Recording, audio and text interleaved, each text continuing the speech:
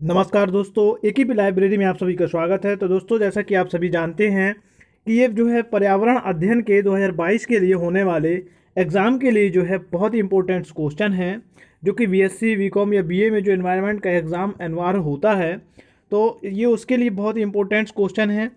इन्हीं क्वेश्चनों में से बहुत सारे क्वेश्चन आपको जो है पेपर में मिलने वाले हैं। तो आप जो है इतने क्वेश्चन अगर आप पढ़ लेते हैं तो आपको जो है ज़रूर आप पेपर में पास हो जाएंगे। तो सबसे पहले तो फटाफट चैनल को लाइक, सब्सक्राइब और शेयर कर दीजिए। तो देखते हैं इन चैनलों जो आगे क्वेश्चन दिए गए हैं, इंपॉर्टेंट क्वेश्चन है ये। तो सबसे पहले अगर हम क्वेश्चन की बात करें तो पहला क्वेश्चन जो हमारा बहुत इंपॉर्टेंट जो पूछा जाता है वो है विश्व पर्यावरण दिवस। तो अगर विश्व पर्यावरण दिवस की बात करें तो विश्व पर्यावरण दिवस जो है ये क्वेश्चन बहुत इंपॉर्टेंट है और बहुत बार परीक्षा में पूछा जाता है, और एनवायरनमेंट का पेपर है तो पूछे जाने के चांसेस भी बहुत ज़्यादा हो जाते हैं। तो पर्यावरण जो होता है, विश्व पर्यावरण दिवस जो है ये 5 जून को मनाया जाता है। अगला क्वेश्चन की बात करें तो पर्यावरण संरक्षण हेतु चलाए जा रहे चिपको आंदोलन का संबंध किससे है या किस राज्य से है। तो इसका संबंध जो है उत्तराखंड राज्य से है और इसके नायक जो थे सुंदरलाल बहुगुणा हैं। अगला है तीसरा, अनवीकरणीय संसाधन क्या होते हैं। तो अनवीकरणीय संसाधन जो होता है कोयला होता है, और नवीकरणीय संसाधन की बात करें तो जल होता है।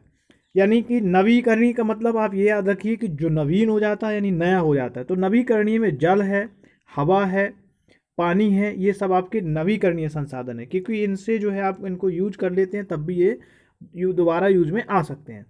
अनवीकरणीय वो संसाधन होते हैं जो एक बार यूज होने के बाद दोबारा यूज में नहीं आते हैं, तो ये अनवीकरणीय कहलाते हैं। अगला दिया है कि संपूर्ण पृथ्वी के कुल कितने प्रतिशत भाग पर जल है।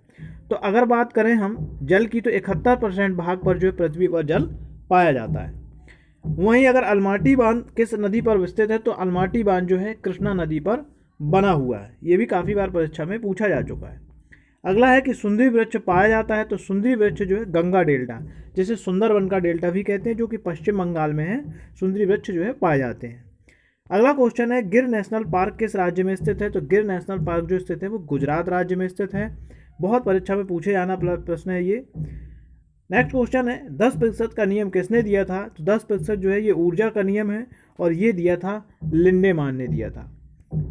अगले क्वेश्चन की बात करें तो दिया है सबसे छोटा पारिस्थितिक तंत्र कौन सा होता है। तो पारिस्थितिक तंत्र अगर सबसे बात करें तो सबसे छोटा पारिस्थितिक तंत्र जो होता है वो एक्वेरियम होता है, और सबसे स्थायी पारिस्थितिक तंत्र, बड़ा पारिस्थितिक तंत्र जो होता है वो समुद्र होता है। तो सबसे छोटा एक्वेरियम जो होता है ये पारिस्थितिक तंत्र कहलाता है। अगला इंपॉर्टेंट क्वेश्चन बन जाता है अंतर्राष्ट्रीय जैव विविधता दिवस कब मनाया जाता है। तो अंतर्राष्ट्रीय जैव विविधता दिवस जो मनाया जाता है वो 22 मई को मनाया जाता है। अगला है भारत में सर्वाधिक जैव विविधता पाई जाती है। तो शांत घाटी यानी केरल में जो है सर्वाधिक जैव विविधता पाई जाती है। नेक्स्ट क्वेश्चन है प्रोजेक्ट टाइगर की शुरुआत कब हुई थी। तो 1973 ईस्वी में जो है प्रोजेक्ट टाइगर की शुरुआत हुई थी। ये भी काफ़ी इंपॉर्टेंट क्वेश्चन बन जाता है।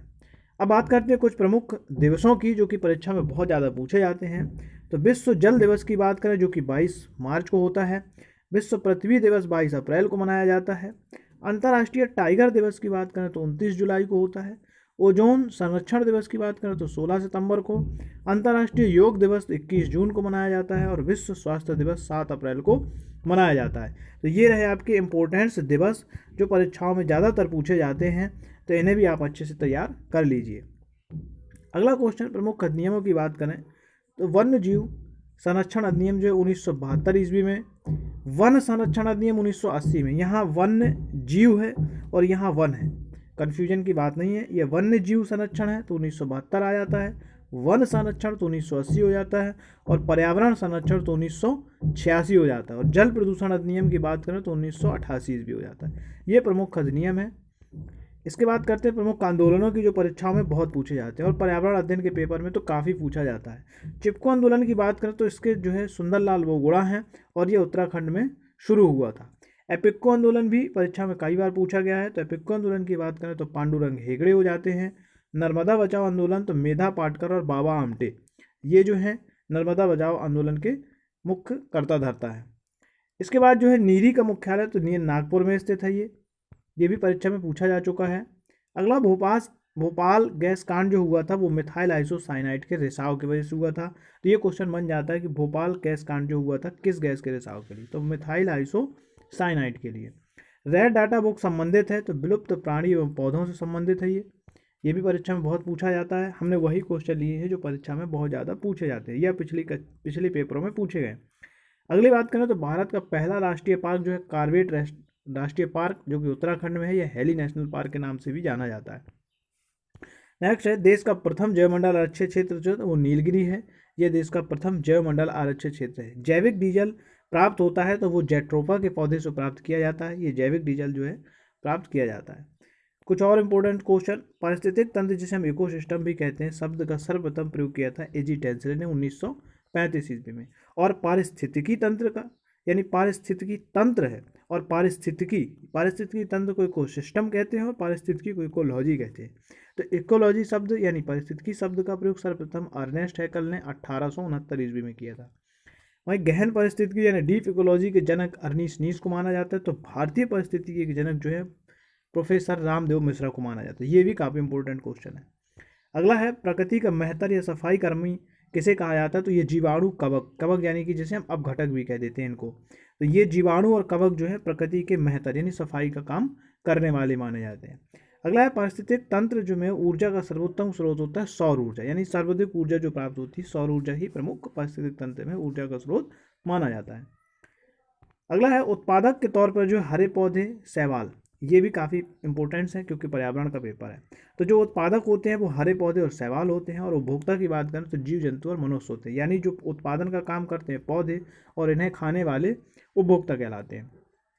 और अपघटक जो इनको पूरा जो है मिट्टी में बना देते हैं तो ये कहलाते हैं जीवाणु और कवक, ये अपघटक कहलाते हैं। अगला है प्रकृति द्वारा निर्मित जो पारिस्थितिक तंत्र होता है वो नदी है, तालाब है, झील है, घास का मैदान और वन। तो ये प्राकृतिक पारिस्थितिक तंत्र है। और कृत्रिम या मानव निर्मित पारिस्थितिक तंत्र की बात करें तो धान का खेत है, पार्क है, बगीचा और एक्वेरियम, ये जो है मानव निर्मित या कृत्रिम पारिस्थितिक तंत्र कहलाते हैं। तो अगर अभी तक भी आपने चैनल को सब्सक्राइब नहीं किया है तो सबसे पहले आप चैनल को सब्सक्राइब कर दीजिए और शेयर कर दीजिए।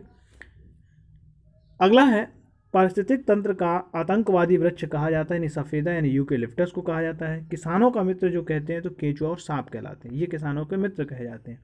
जलीय चक्र को नियंत्रित करते हैं तो वन जो है जलीय चक्र को नियंत्रित करते हैं। और खाद्य श्रृंखला के क्रम की अगर बात करें, जो खाद्य श्रृंखला यानी फूड चेन्स बनती है तो सबसे पहले उत्पादक आते हैं, फिर उपभोक्ता आते हैं और अपघटक आते हैं। उपभोक्ता की बात करें तो ये 3 प्रकार के होते हैं, प्राथमिक, द्वितीयक और तृतीयक में आ जाते हैं। घास स्थलीय परिस्थितिक तंत्र में खाद्य श्रृंखला का सही क्रम क्या होता है? तो घास स्थल में सबसे पहले घास से टिड्डे खाते हैं, टिड्डों को मेढक खा लेते हैं और मेढक को सर्प के बाद सबसे लास्ट में आता है बाज खाता है।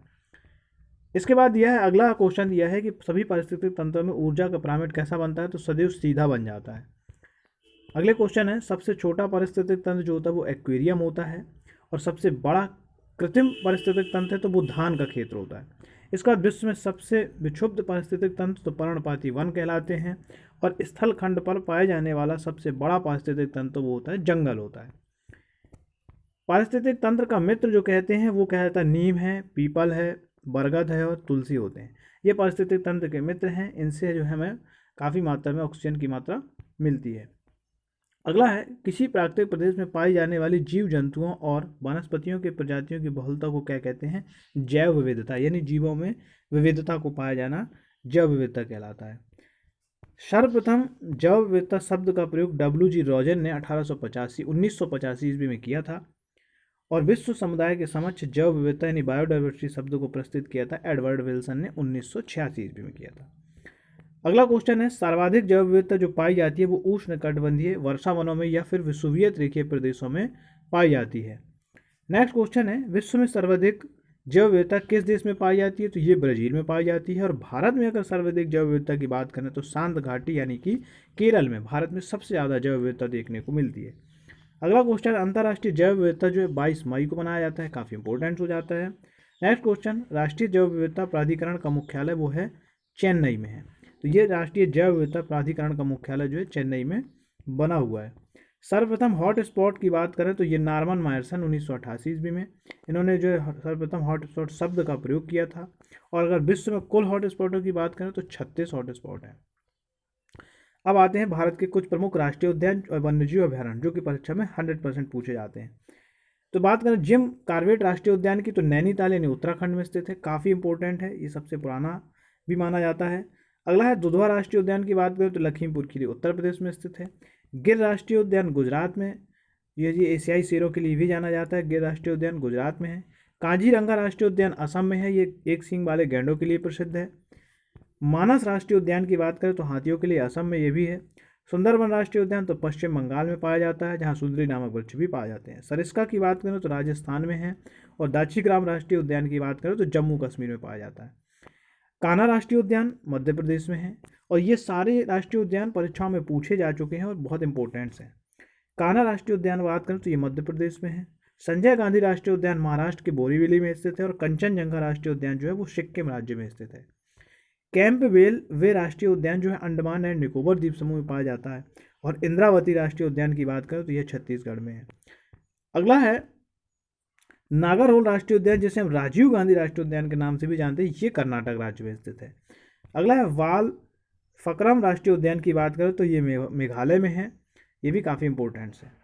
इसके बाद कुछ और इम्पोर्टेंट्स हैं। कैबुल लामजाओ राष्ट्रीय उद्यान, जिसे एकमात्र तैरता राष्ट्रीय उद्यान के नाम से जाना जाता है, ये मणिपुर में स्थित है। ये भी एक क्वेश्चन बनता है कि एकमात्र तैरता हुआ राष्ट्रीय उद्यान कहाँ है, तो मणिपुर में, या उसका नाम तो कैबुल लामजाओ पाया जाता है। गल्फ ऑफ मन्नार यानी मैरीन राष्ट्रीय पार्क, ये तमिलनाडु में स्थित है। विश्व का प्रथम राष्ट्रीय उद्यान येलो स्टोन राष्ट्रीय उद्यान कहलाता है, यूएसए, यानी 1872 ईस्वी में इसकी स्थापना की गई थी। नेक्स्ट क्वेश्चन है कि भारत का प्रथम राष्ट्रीय उद्यान, तो जिम कॉर्बेट राष्ट्रीय उद्यान, पूर्व में इसका नाम हैरी नेशनल पार्क था, 1936 ईस्वी में इसकी स्थापना की गई थी। अगर भारत में कुल जैवमंडल आरक्षित क्षेत्रों की बात करें तो 18 है इनकी संख्या। और यूनेस्को के द्वारा मान्यता प्राप्त जैवमंडल आरक्षित क्षेत्र हैं 11। अगला क्वेश्चन है, प्रथम जैवमंडल आरक्षित क्षेत्र जो है वो नीलगिरी कहलाता है, ये 1986 ईस्वी में स्थापित किया गया था। और भारत में सर्वाधिक राष्ट्रीय उद्यान जो है वो अंडमान एंड निकोबार द्वीप समूह एवं मध्य प्रदेश में पाए जाते हैं। इसके अलावा कुछ प्रमुख वन्यजीव आरक्षित क्षेत्र और इनसे संबंधित राज्य। अगर एक सींग वाले गैंडा की बात करें तो काजीरंगा राष्ट्रीय उद्यान जो कि असम में पाया जाता है। और एशियाई बब्बर शेरों की बात करें तो गिर राष्ट्रीय उद्यान यानी कि गुजरात में स्थित है। वहीं अगर हंगुल मृग यानी कश्मीरी हिरण की बात करें तो ये दाचीग्राम राष्ट्रीय उद्यान जो कि जम्मू कश्मीर में है। ये इसके जो है कुछ राज्यों के कुछ जो उद्यान है उनसे संबंधित जीव जो कि वह काफ़ी परीक्षा में पूछे जाते हैं।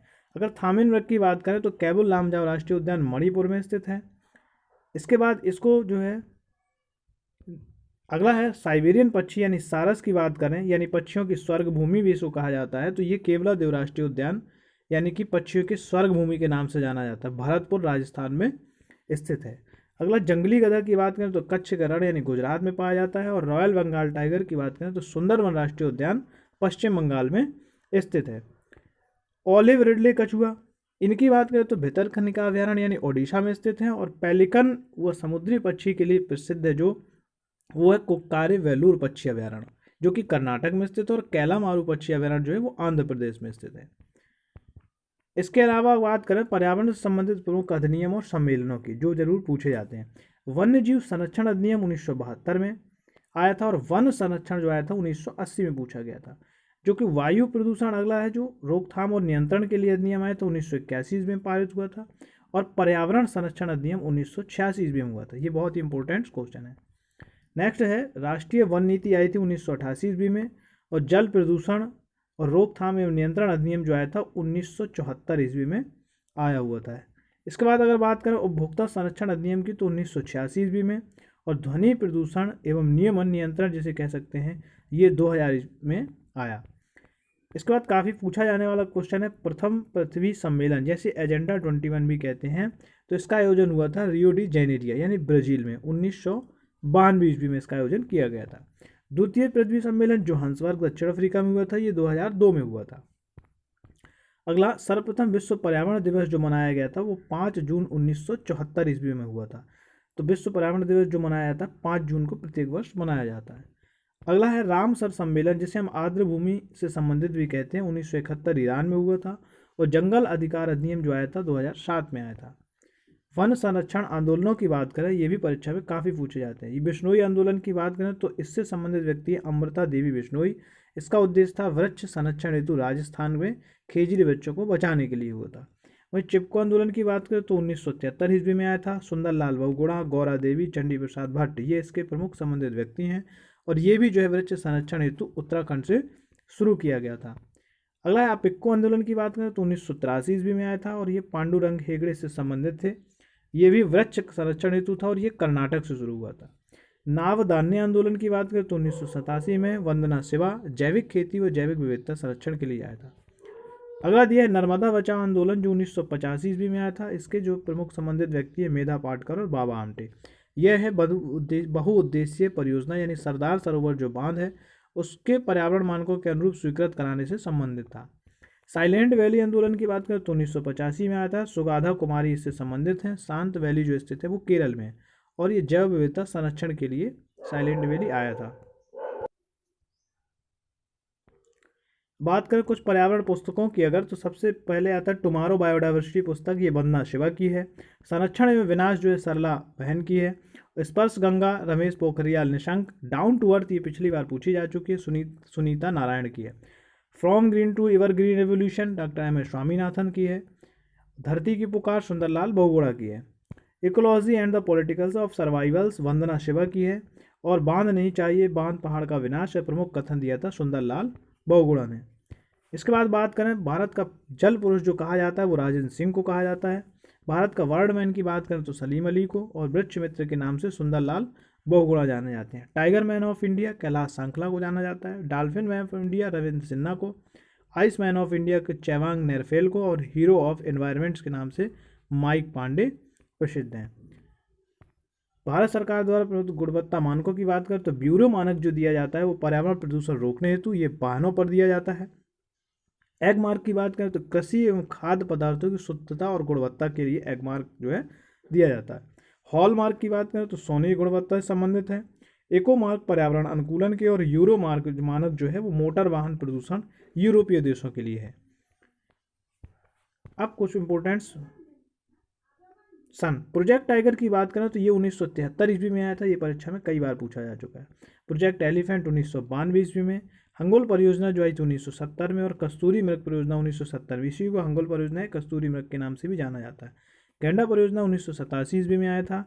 समुद्री कछुआ परियोजना या कछुआ संरक्षण 1975 में। प्रोजेक्ट रेड पांडा 1996 में। गिद्ध संरक्षण सेवा परियोजना 2006। गंगा नदी डॉल्फिन संरक्षण जो आई थी ये 2009 में आया है। देश का 50वां बाघ अभ्यारण्य टाइगर रिजर्व जो घोषित किया गया वो कमलांग है, कमलांग बाघ अभ्यारण्य। और प्रोजेक्ट टाइगर में सबसे पहले शामिल राष्ट्रीय उद्यान था वो कान्हा किसली यानी मध्य प्रदेश का था। वर्तमान समय में भारत में सर्वाधिक बाघ जो है मध्य प्रदेश में स्थित हैं। टाइगर स्टेट के नाम से भी मध्य प्रदेश को ही जाना जाता है और गैंडा स्टेट जो जाना जाता है वो असम को जाना जाता है। अंतर्राष्ट्रीय बाघ दिवस जो मनाया जाता है 29 जुलाई को और विश्व हाथी दिवस 12 अगस्त को और विश्व गैंडा दिवस 22 सितंबर को मनाया जाता है। अब कुछ थीम की बात करें तो अंतर्राष्ट्रीय टाइगर दिवस जो 2019 की थीम जो थी वो the survival is in our hands, ये इसकी जो है थीम थी। रेड डाटा बुक जो संबंधित है संकटग्रस्त जीवों या जंतुओं से संबंधित है, ये काफ़ी इंपॉर्टेंट है। किसी विशेष क्षेत्र में पाए जाने वाले पेड़ पौधे और जीव जंतुओं को क्या कहते हैं तो फ्लोरा और फना के नाम से जाना जाता है।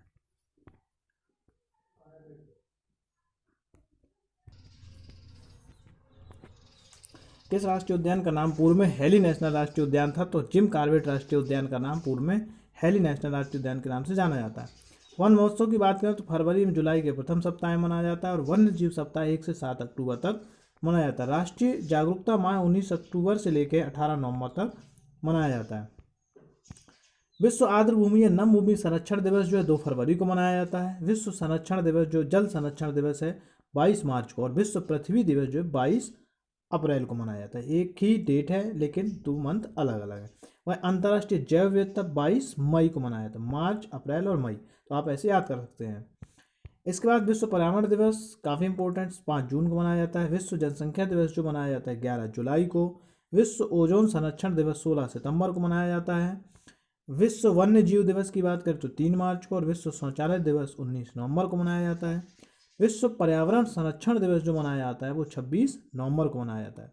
विश्व एड्स दिवस की बात करें तो 1 दिसंबर को मनाया जाता है। अंतर्राष्ट्रीय मृदा संरक्षण दिवस 5 सितंबर को मनाया जाता है।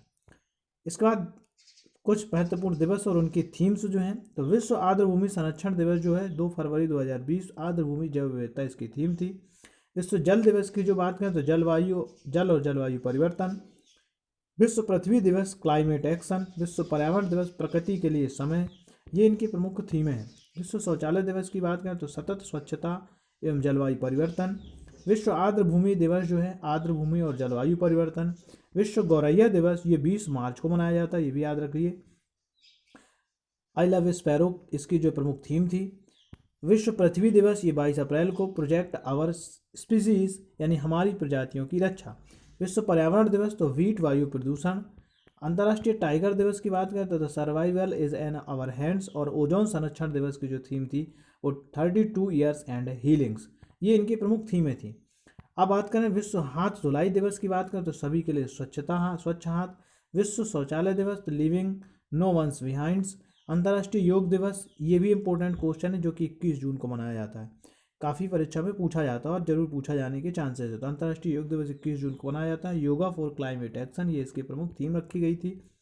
विश्व स्वास्थ्य दिवस जो कि 7 अप्रैल को मनाया जाता है, हेल्थ कवरेज एवरीवंस एवरीवेयर, ये इसकी प्रमुख थीम थी। भारत के प्रमुख पर्यटन संस्थान, भारतीय प्राणी सर्वेक्षण संस्थान जो है कोलकाता में, भारतीय वन्य जीव संस्थान देहरादून में स्थित है, वन अनुसंधान संस्थान देहरादून में है, केंद्रीय औषधि संस्थान लखनऊ में है और राष्ट्रीय वनस्पतिक अनुसंधान संस्थान लखनऊ में स्थित है। भारत के प्रमुख परमाणुवीय संस्थान जो है पर्यावरणीय संस्थान जो है भारतीय प्राणी सर्वेक्षण कोलकाता, वन्य जीव संस्थान देहरादून, वन अनुसंधान देहरादून, केंद्रीय औषधि अनुसंधान लखनऊ।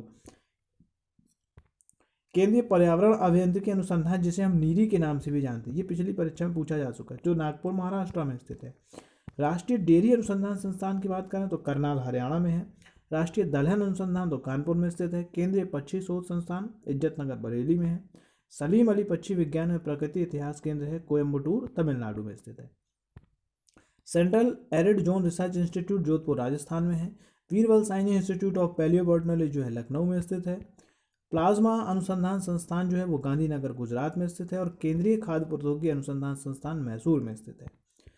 राष्ट्रीय पर्यावरण शोध संस्थान जिसे जो नीरी यानी नागपुर में स्थित है। वर्षा एवं आर्द्र पर्णपाती वन संस्थान की बात करें तो जोरहट असम में स्थित है। कुछ प्राकृतिक धरोहरों की बात करें, धरोहर स्थित काजीरंगा राष्ट्रीय उद्यान असम, केवलादेव राष्ट्रीय उद्यान राजस्थान में स्थित है, मानस वन्यजीव अभ्यारण्य असम में स्थित है, सुंदरवन राष्ट्रीय उद्यान पश्चिम बंगाल में है, नंदा देवी राष्ट्रीय उद्यान की बात करें तो उत्तराखंड में और कंचनजंगा राष्ट्रीय उद्यान सिक्किम में स्थित है। विश्व का सर्वाधिक ऊंचाई पर स्थित कौन सा बाघ रिजर्व है तो नाम दफा बाघ अभयारण्य जो कि अरुणाचल प्रदेश में है, ये सबसे ऊंचाई पर स्थित है। विश्व में सर्वाधिक बाघ घनत्व वाला रिजर्व है तो काजीरंगा असम में है। भारत का सबसे बड़ा बाघ रिजर्व या टाइगर रिजर्व तो नागार्जुन सागर श्रीशैलम, ये आंध्र प्रदेश में स्थित है।